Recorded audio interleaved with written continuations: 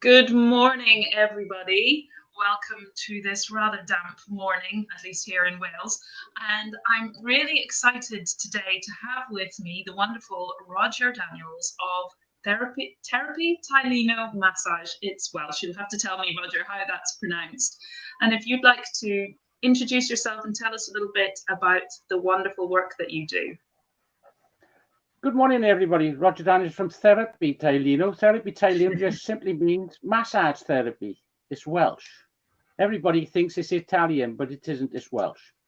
What I do, I've been working for myself now for the last 6 years, 37. And prior to that, I was electrical engineering. There is a relation between the two because the brain sends out signals and computers send out signals. So there's a correlation between the two. Sorry, I thought I'd shut them off. Why did I go over to this? Because I enjoy working with people. It started with we went to see a physiotherapist, and the lady showed me how to relax muscles so that to save me money. And it's followed on from then. It's just progressed. And now, yeah, I provide sports massage, remedial massage. There's a difference between the two. Aromatherapy, Indian head massage, and chair massage. So my mum trained as a massage therapist as well when she was about 50 and set up her own business. And I had to be a guinea pig when she was doing all her learning. Hard work. What a shame. I know. It was so wonderful. And she does the same massage techniques that you use, apart from the sports one. So the Indian head massage and aromatherapy massage, and she does reflexology as well. And I know from that it is the most wonderful, relaxing way that you can, have any kind of therapy. It's just amazing. I particularly love the aromatherapy because I love the scents and the amazing responses that they can trigger. Yeah, well, the nice thing is because I did aromatherapy, excuse me, I've been able to bring that into the sports massage and remedial massage. So you have the benefit of the aromatherapy as well as the deep massage as well. So you get the benefits of everything.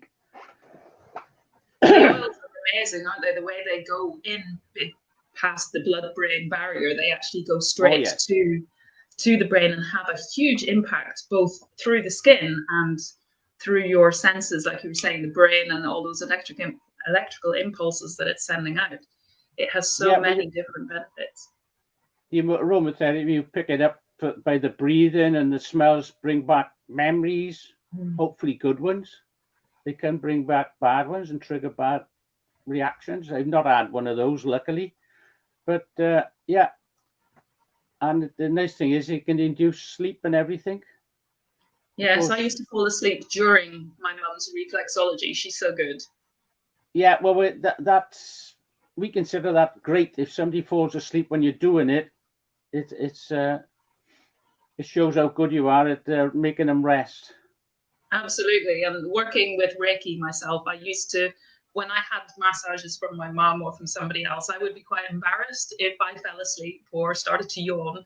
But then when I learned Reiki, I realized, no, that is actually one of the best compliments you can give somebody because they know that they're doing what they're meant to do. They're helping you to relax and to release. Yes. And it's a compliment, but when you can find somewhere on the body that actually makes them relax, because there's certain areas of the individual that will respond to touch. Yes. Pro touch is beneficial and passes on a lot of information, a lot of good things. Yes, it's amazing how many different layers of benefits you can get from touch and how important that is, particularly at the moment we're realizing with physical distancing, how much touch is so important in our lives. Yes, it is. I've got clients who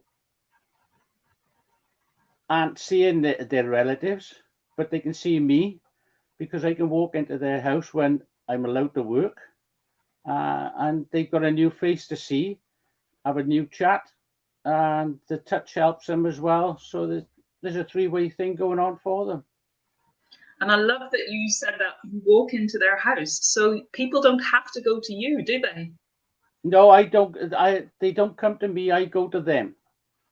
I found I did have a clinic, and I had 3 people when they were going home were in queues and fell asleep in their cars waiting for the queue. And I thought, no, that's too dangerous. I'm not having that risk on my neck. I don't want to cause any accidents.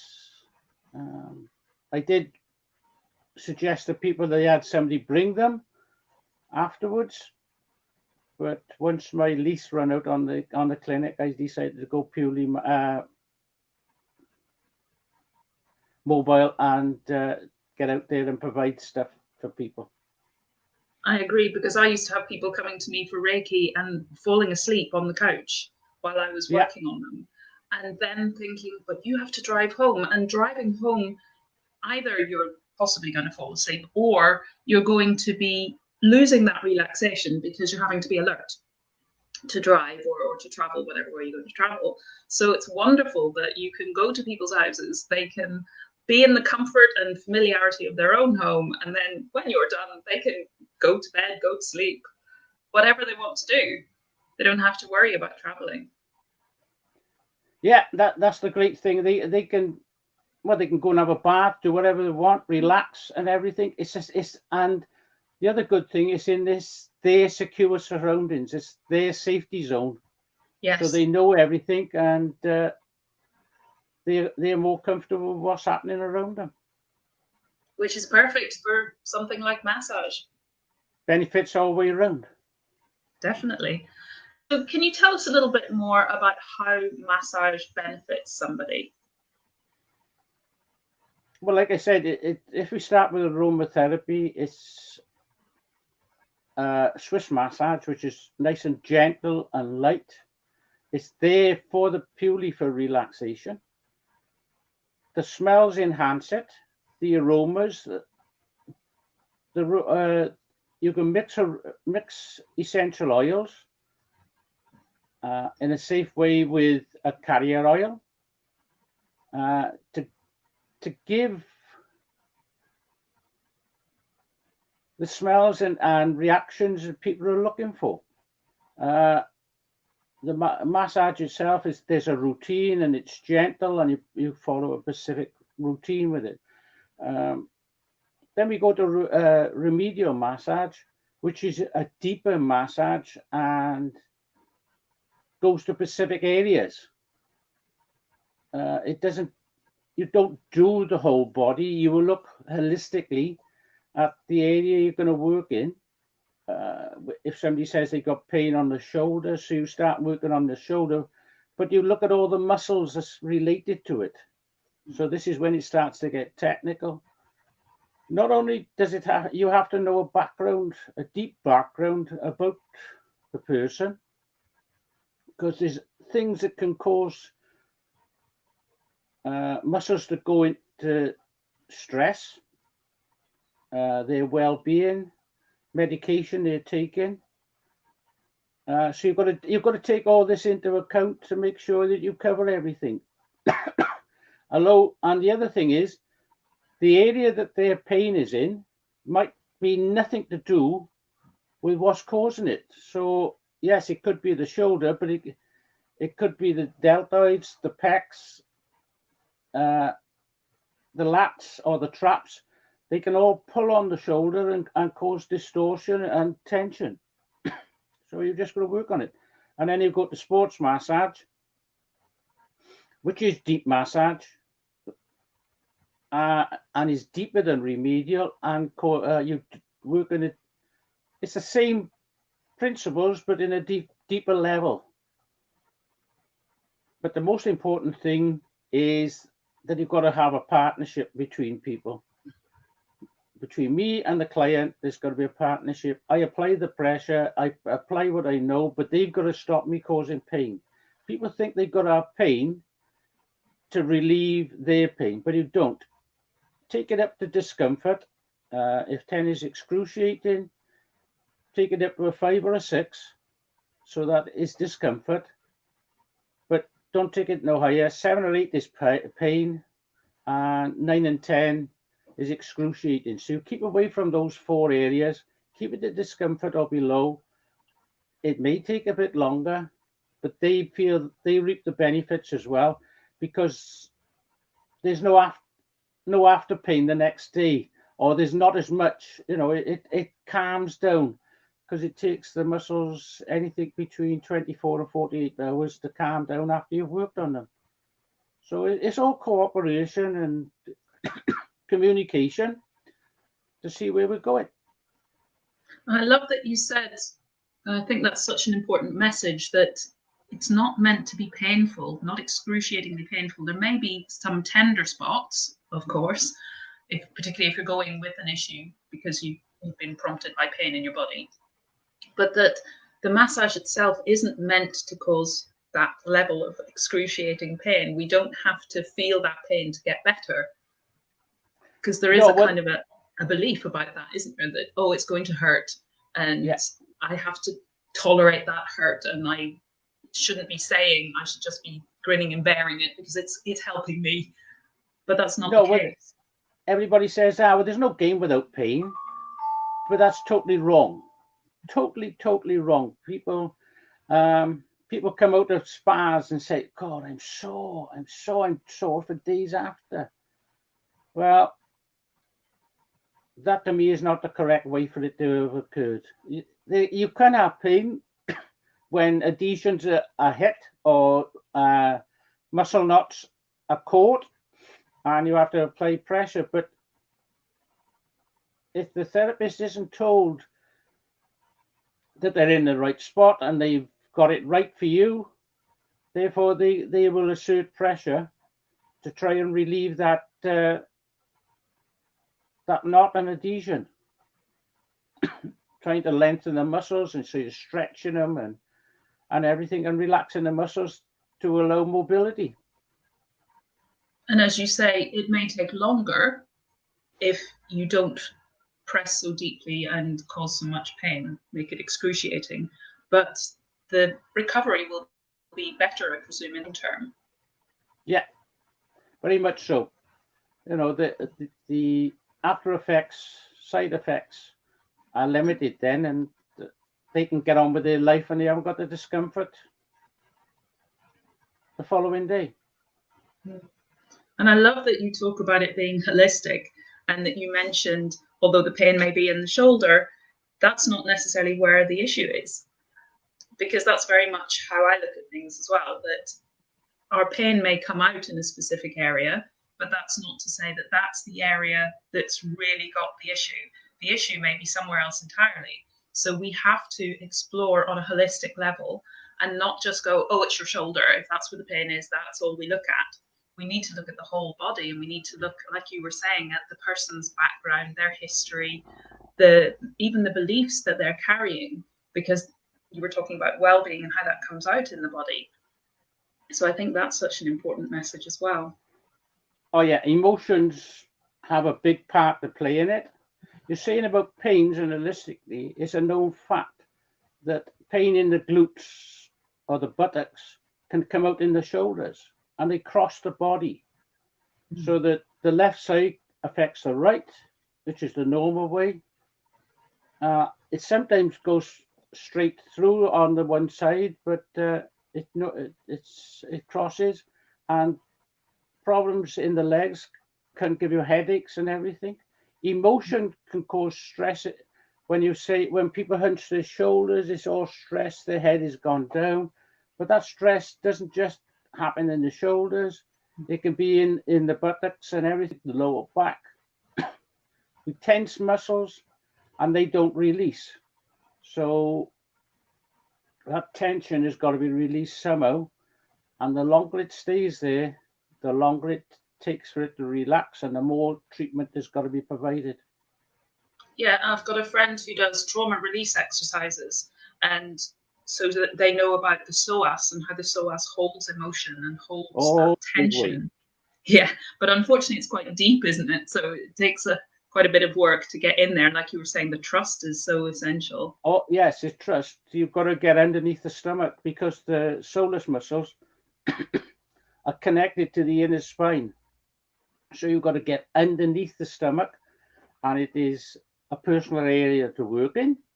So there's got to be good trust, and you've got to have an understanding between both of what's going to occur. Not only does the soleus hold it, but the soleus is connected to the diaphragm. So there's a big U around the body, and that has got to be looked into and thought about as well as in the soleus muscles. And the piriformis too, because my husband has piriformis syndrome. Oh, And he was misdiagnosed. Well, sciatica is only really pain, isn't it? But he was told he had sciatica, so they were working initially around his sciatic area and sciatic nerve and thinking that that was what was the problem. And then he went somewhere else and they realized it was actually his piriformis. well, that's why I said holistically, you've got to look at every aspect. You've got to know the body, and you've got to know how the nerves travel. You know, people say, "Oh, I got sciatica," and then a lot of times there's another nerve, which is the femoral nerve, which runs from a similar area in the lumbar spine. But the femoral nerve deals with the medial, the inside of the leg, and the sciatic runs down the lateral, the outside of the leg. So that you've got to look where the pain is in the leg to know where to treat. Once again, the femoral nerve runs down through the soleus muscle, and the femoral nerve runs down and underneath the piriformis. So you've got to consider these. You've got to consider everything when somebody says, "Oh, I got this pain," and they give it a name because Yes. Yeah. they give it a Dr. name that they Google. think it is. Dr. Google may have a lot to answer for there. Yeah. And I love that you said that the pain can be in, say, our right shoulder, but actually the problem is in the left side. Because I do horse massage, equine massage. And again, it's very much around relaxation and releasing of muscles.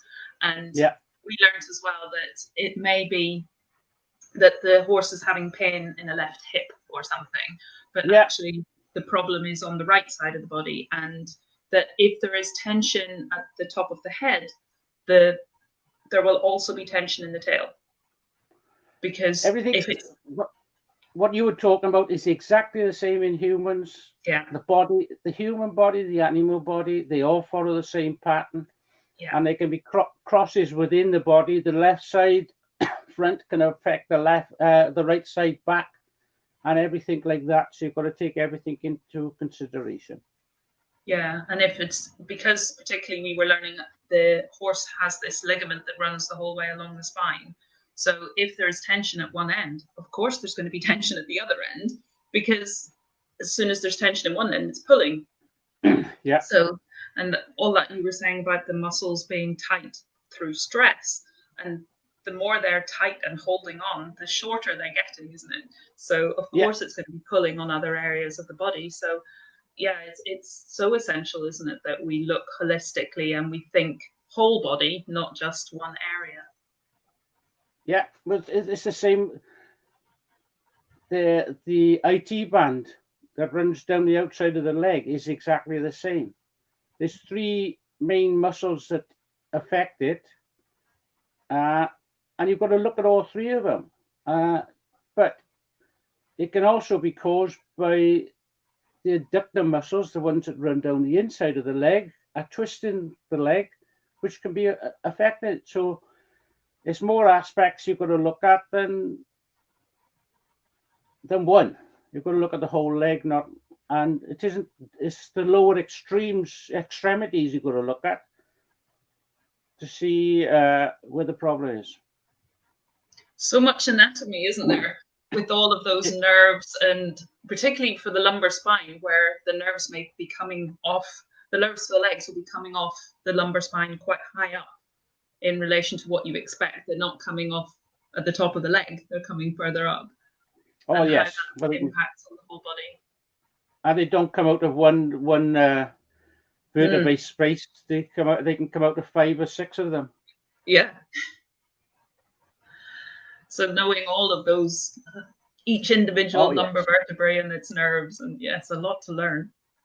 Yes, it is. It's very interesting. So it's very important when you're looking for a massage therapist that you find a good one and somebody who's approaching it from that holistic perspective. Can you give us some tips on how to find a good massage therapist? We'll check that they are members of a professional association. They've got insurance, which is a big one. And there is an independent regulator that was set up by the government, which is the CNHC, which is, I did say it before what it was. I'll read it out again. Excuse me. Which is the Complementary and Natural Health Council.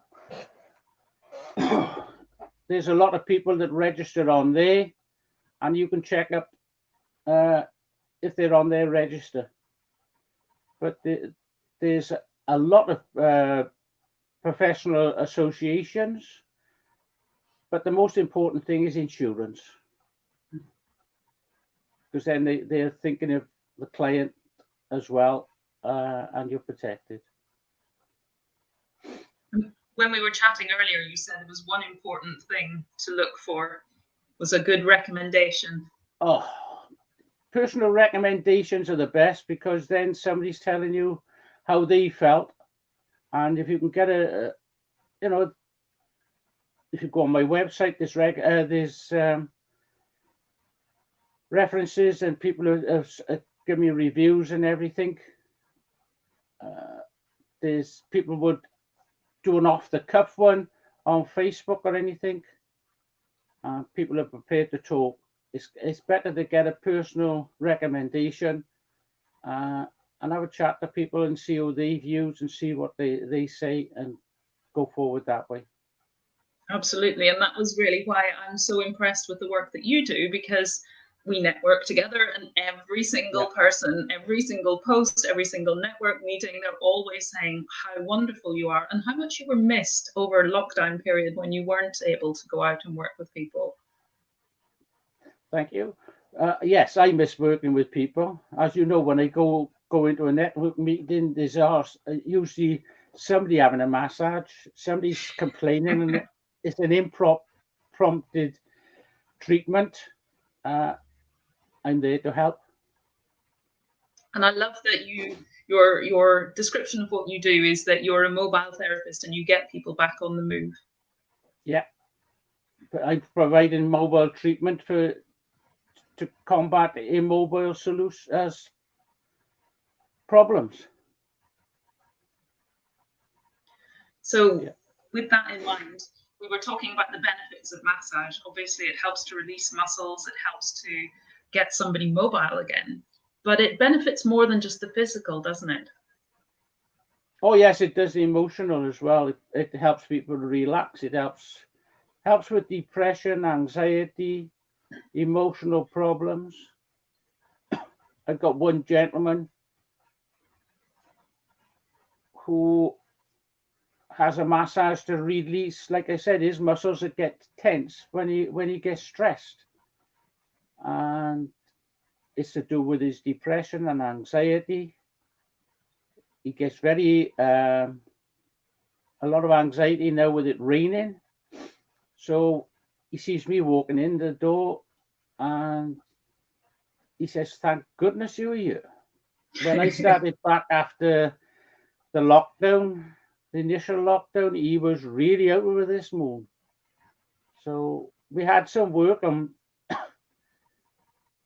this last fortnight. It's going to knock him back but we'll get back to a level where he's got his mobility and he can go out for his walks with his dogs and everything, so he can enjoy himself. It must be a huge impact for people in terms of their mental well-being when they're not able to have your service, not just in terms of their physical well-being, but their mental well-being as well then. It is, because sometimes it's the only person they see, especially in these times, it's the only person they may see within the week. And also if they're relying on you, as that gentleman is, for their emotional well-being and support with anxiety in a time when anxiety is so intense because of lockdown, because of the change in the weather. I can really understand that if you're somebody who doesn't like the colder weather, the damper weather, the shorter days, that could be something that really triggers your anxiety. And then to be in lockdown again and can't have their little bit of massage and sense of well-being, even if that's only once a week or whatever, that must be a real loss. Yes, I've got another client who's a carer for a partner,